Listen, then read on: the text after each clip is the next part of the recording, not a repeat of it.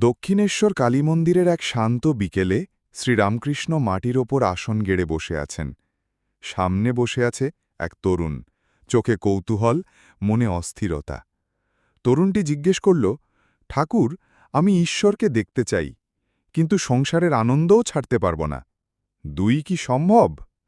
শ্রীরামকৃষ্ণ মৃদু হেসে বললেন, এসো, তোমাকে একটা কথা দেখাই।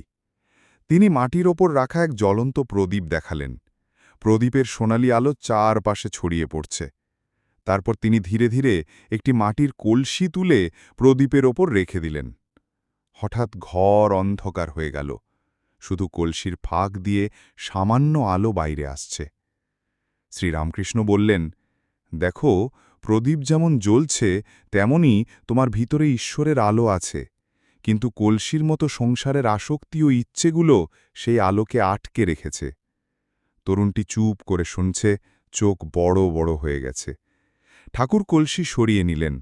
প্রদীপের আলো আবার ঘর আলোকিত করে তুলল।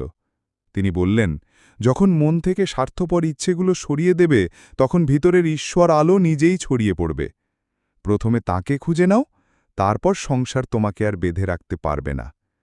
তরুণটি এবার মাথা নেড়ে সম্মতি জানাল। মুখে শান্তির হাসি ফুটে উঠল।